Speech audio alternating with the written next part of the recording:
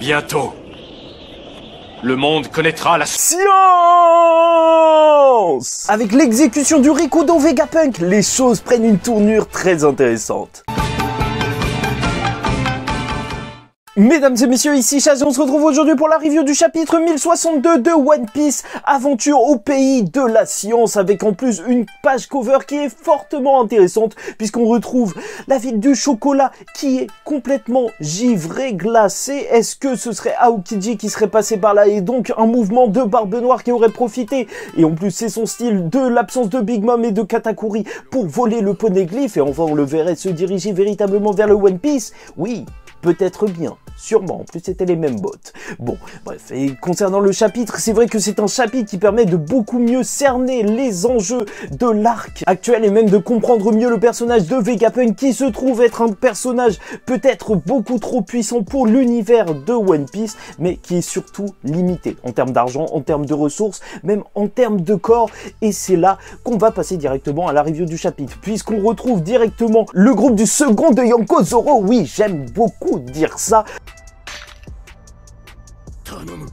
Face justement à Lilith, un des avatars de Vegapunk. Et bon, c'est vrai que tout le monde se doutait qu'il avait plusieurs corps. En plus, il n'avait pas été présenté officiellement par justement un encadré d'Oda. Et on commence le chapitre avec de l'émerveillement pur de la part de Franky qui bien sûr s'est entraîné sur l'île natale de Vegapunk et voulait absolument le rencontrer. T'as même Brook et Usopp qui sont à fond, c'est normal, ils sont face à un robot géant. Usopp qui dira même que c'était son rêve de voir un robot géant comme ça, à deux doigts de voir le Franky en méca géant Power Rangers. Oui, ça va arriver, ça c'est sûr. Et si certains admirent le scientifique, Sanji, lui, admire la femme. Et c'est vrai que avec les différents avatars de Vegapunk qui sont des femmes, on peut se demander si c'est pas juste un gros pervers. Hein. Mais moi je veux faire l'amour. Et bien entendu, Robin, en tant que fan de One Piece, sait qu'il y a anguille sous roche, ce à quoi Lilith répondra justement qu'elle n'est pas le véritable corps de Vegapunk. Elle représente le mal, mais on y reviendra. Et elle dit les avoir sauvés parce que le docteur Vegapunk a placé plein de monstres marins mécaniques dans l'eau. Des choses qu'on peut largement assimiler à des rois des mers. Et je trouve ça intéressant que dans One Piece, en fait, la nature a ce côté inéluctable. Je suis désormais inéluctable. Tu vois que les plus grandes puissances, au final, c'est quoi? C'est Zunesha, c'est les rois des mers, des choses que personne ne peut combattre, même les utilisateurs de fruits du démon, ils ne peuvent rien face à la mer. Et contrairement à ce qu'on pourrait penser, avec un docteur Vegapunk qui aurait pu créer totalement autre chose, t'as l'impression qu'il essaye d'imiter la nature. Et ça, c'est assez intéressant de voir ce thème, en fait, de l'homme qui essaye de surpasser la nature. Et même, sait-on jamais, peut-être que c'est Franky qui y arrivera en même surpassant les armes antiques, parce que armes antiques, tu connais aussi, lié un petit peu à tout ça, vu que Shirahoshi, Poséidon, contrôle les rois des mers. Et de toute façon, c'est un thème qu'on retrouvait déjà dans One Piece depuis bien longtemps, quand justement tu voyais que la marine pouvait traverser Calm Belt avec du granit marin, avec de la technologie. Tu voyais que les Kuja, eux, à peu près au même moment, quand tu le découvrais, alors traversaient ces eaux grâce à des créatures. Et sait-on jamais, vu que cet arc va probablement nous donner une explication sur les fruits des démons, ça se trouve que Vegapunk, en fait, veut surpasser les fruits du démon et même créer des fruits des démons qui pourraient faire que l'utilisateur puisse nager. Bon bref, le personnage de Lilith est là surtout pour récupérer de l'argent pour ses financements, parce que ça coûte très cher et c'est quelque chose qui va revenir plusieurs fois lors de ce chapitre. Et c'est intéressant cette question de financement parce que ça se trouve que de la même manière que les corsaires, en fait, le docteur Vegapunk travaille avec le gouvernement surtout dans son propre intérêt, dans le but d'avoir des financements pour créer justement ses inventions.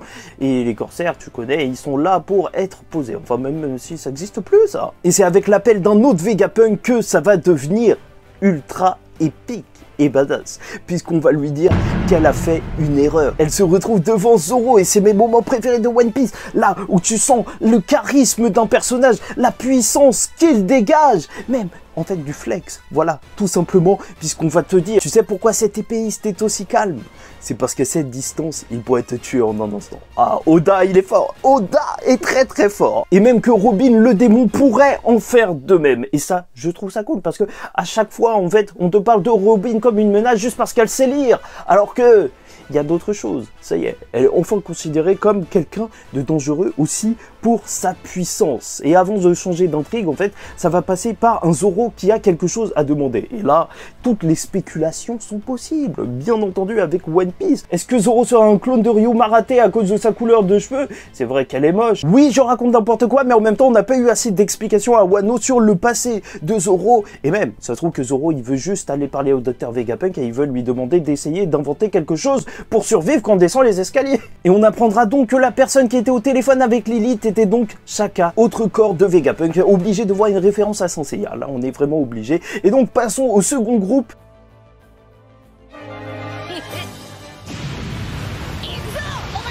Puisqu'on va retrouver Bonnie qui parle à Luffy et va nous expliquer ce qu'elle fait là, puisque quand elle était enfant, elle était déjà venue dans ce laboratoire qui était par le passé normal, et elle veut des réponses parce que son père a été transformé en cyborg. Ça avait déjà été teasé dans une ancienne Vivecard, justement, que Kuma aurait peut-être pu être son père, et c'est pour ça, ne croyez pas toutes les théories, parce que même moi, j'y croyais, hein, que c'était possiblement la mère de Kuma, mais en fait, la relation, elle est inversée, c'est sa fille. Mais voilà, en fait, les théories de youtubeurs, même si elles sont bien écrites et tout, ne les croient jamais à 100%, parce qu'il y a des gens, j'ai l'impression, ils y croient comme si c'était la vérité, comme si c'était Oda qui leur avait dit. Mais bon, arrêtons-nous une minute, parce que c'est assez intéressant au final de découvrir ça, parce que ça veut dire que Bonnie est donc une princesse, et donc ça résout le mystère sur son âge, et elle est véritablement jeune. Mais en plus, voilà, ça devient classique avec Oda, une princesse aux cheveux roses a sauvé lors d'un arc, ou a aidé Rebecca, Shirahoshi, Kobe. Mais bon, arrêtons et soyons un petit peu sérieux, et on peut se demander qui est la mère de Bonnie. Et moi, je vous dirais Crocodile. Parce que... Non, j'y arrive vraiment pas à créer cette théorie, mais c'est pas grave. Likez ou dislikez la vidéo, commentez, abonnez-vous, parce que ici on parle de One Piece avec parfois des théories qui vont très très loin et qui racontent n'importe quoi, ou juste des vannes en fait. Et là, c'est le moment du chapitre où tu as envie, normalement, comme moi, d'insulter Eiichiro Oda, parce qu'il te fait son truc de teasing qui est juste insupportable et qui au final marche très bien aussi, avec Bonnie qui va se dire dans sa tête: ah mais c'est vrai que j'ai croisé Sabo à Marijoa, je devrais peut-être en parler, mais je vais en parler plus tard. Tu vois, Oda, Ils vont donc arriver dans une salle où se trouvent des créatures robots géants, et Luffy va passer au travers en fait, et même passer au travers de la nourriture. D'ailleurs la vanne, elle était juste excellente de voir le Luffy passer en Snake Man comme ça, ultra vénère, parce que la bouffe n'était pas réelle, et il a raison de s'énerver. On fait pas ça à un homme qui a faim. Mais sait-on jamais avec Eiichiro Oda, peut-être qu'au-delà de la blague, justement, depuis que Luffy a éveillé son fruit, le Nika, oui, alors peut-être qu'il a plus besoin justement de tout un rituel pour se transformer,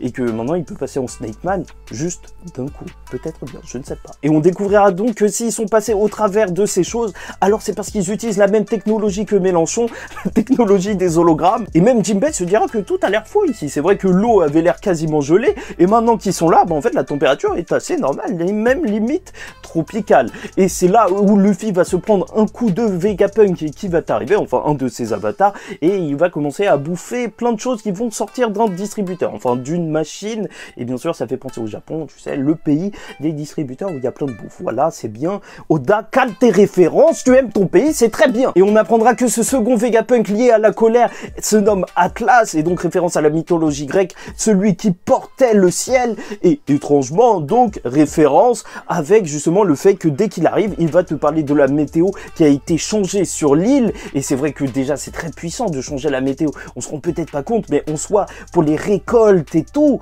mais ça peut faire énormément de bien. Même tu peux gagner beaucoup d'argent en vendant du maïs après, si tu as le bon temps pour faire pousser du maïs. Mais là n'est peut-être pas la question. Et ce qu'on apprendra surtout, c'est que elle est énervée parce que tout coûte trop cher, et qu'il pourrait même développer cette technologie pour changer la météo en général. Mais bien sûr, c'est là où quand même on peut se dire que c'est assez intéressant en fait. J'ai hâte de voir la rencontre avec Nami ou même Usopp. C'est vrai que tout le monde peut avoir un power-up lors de cet arc. C'est ça qui est complètement fou. Et je trouve que c'est vraiment intéressant qu'Oda il introduise ça en fait, le fait que la technologie a un coup, étant donné que ça commence à sortir de plus en plus. Les armes dans One Piece, que ce soit les séraphins ou même les armes antiques, bah au final il y a vraiment quelque chose à creuser à ce niveau-là, et tu vas voir Atlas même frapper un hologramme, et c'est là où ça va devenir intéressant parce que c'est des gants qui peuvent frapper la lumière, et la question va être posée, pas de si Kizaru va encore se faire humilier, oui, maintenant que tu as cette arme anti-Kizaru, non, mais plutôt, en fait, de savoir ce qui est réel ou non, si tu le vois et tu peux le toucher. En fait, t'es dans Black Mirror, tu vois, on te pose des questions comme ça, alors que je ne pensais pas voir ça dans One Piece. Des questions sur la technologie, on y est, Vegapunk. Et terminons donc sur l'information la plus croustillante de ce chapitre avec le CP0 et Kaku qui est en train d'expliquer à Lucci justement que Vegapunk avait besoin d'aide. C'est pour ça qu'il s'est séparé en 6 corps, un petit peu comme les Monts Corvo qui s'est divisé en 2. C'est ma théorie, c'est tout. Celle-là, je sais pas si j'aurais dû. Et c'est donc 6 satellites que contrôle un corps à distance un petit peu comme Pain, et ça montre aussi la limite, en plus de l'argent, des ressources, en fait, la limite du corps, donc, et tu apprends leur nom et un petit peu en fait leur trait de personnalité principale. Ça se trouve qu'il a enlevé justement ses sentiments de lui et qu'au final c'est quelqu'un de très stoïque, Vegapunk. Et donc le 6e s'appelle Yoke et représente le désir, le 5e Atlas et donc la colère, le 4e la sagesse avec Pythagora, le 3e le flair avec Edison, Thomas Edison, oui, le 2e le mal avec Lilith et le 1er donc la logique avec Shaka. Et donc leur but c'est de ramener le Séraphin Kuma à la maison, dire qu'il y a un problème avec lui. Et ça déjà c'est assez intéressant. Ça se trouve que Kuma il a demandé que sa conscience elle soit transférée dans un Séraphin pour être plus puissant, ou peut-être que pas du tout et c'est juste que justement il se comporte comme l'autre Kuma. Mais bon bref, on va parler de ça juste après, parce que le CP0 compte en profiter pour réaliser leur mission, tuer le docteur Vegapunk sans faire de casse. C'est pour ça que le CP0 sûrement a été appelé.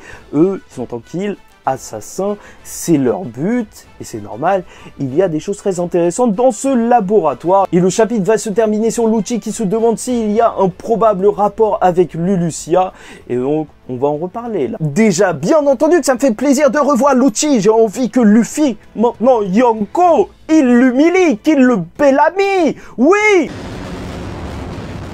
Quelle humiliation! Et au-delà de ça, c'est vrai que Bonnie, ça se trouve qu'elle va se retrouver à combattre son père. Déjà qu'elle fait que pleurer et elle va pleurer encore plus. Et même en fait, est-ce que c'était une bonne idée de la part du CP0 de rendre à Vegapunk une de ses armes les plus puissantes et de venir le tuer en même temps? C'est peut-être aussi malin que de tenter de tuer Luffy face à Kaido, parce que Kaido il l'a pas aimé. Et donc parlons de pourquoi le gouvernement voudrait tuer Vegapunk, parce que bien entendu, oui ce sont des ingrats. C'est vrai, Vegapunk a tout fait pour eux, grâce à lui il n'y a plus les Shichibukai, et je vois ça un petit peu comme les enfants qui appellent leur mère qui veut aller à l'hôpital et qui disent non je peux pas t'accompagner, je dois aller bruncher.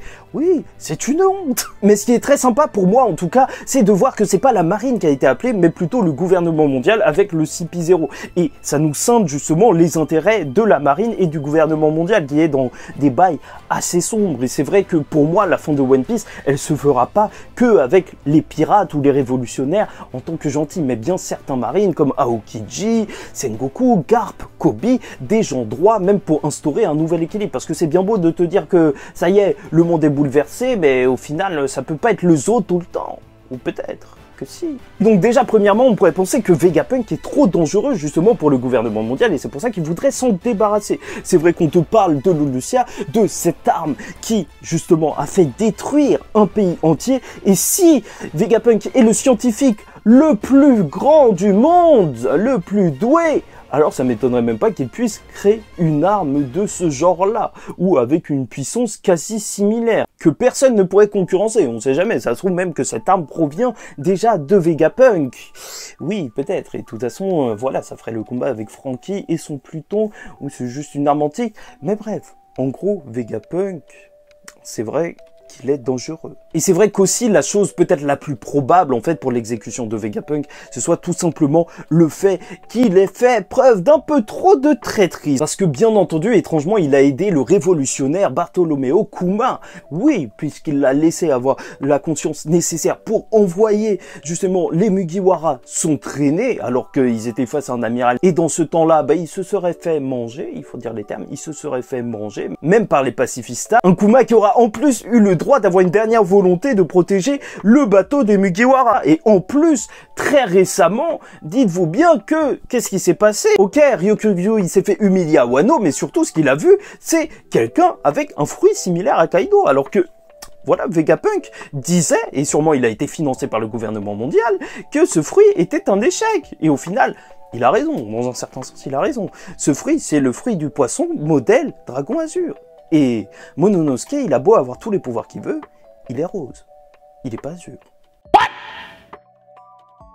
What the fuck? Donc voilà, peut-être qu'il a fait exprès de laisser ce fruit pour aider des gens, ou peut-être juste qu'il est perfectionniste. Mais dans tous les cas, je ne pense pas que ça a plu au gouvernement mondial. Les intentions de Vegapunk sont bien mystérieuses. Mais quoi qu'il en soit, cet arc est prometteur pour l'histoire de One Piece. Après justement un arc sur le passé Big Mom et Kaido défait, maintenant nous sommes sur l'île du futur, et peut-être qu'ensuite, en fait, une fois que le passé et le futur seront éradiqués, nous pourrons passer au présent et donc la découverte du One Piece. Car le gouvernement mondial a peut-être encore une fois fait une erreur. En exécutant l'homme, on n'exécute pas ses idées. Roger a lancé l'ère de la piraterie, l'exécution de Ace a poussé Barbe Blanche à annoncer que le One Piece est réel, l'anéantissement d'Ohara a ramené Robin vers le futur roi des pirates, l'aide apportée à Kaido a amené au retour de Joy Boy. Et on verra bien pour Vegapunk, car il est peut-être simple de tuer un homme, mais pas ses idées.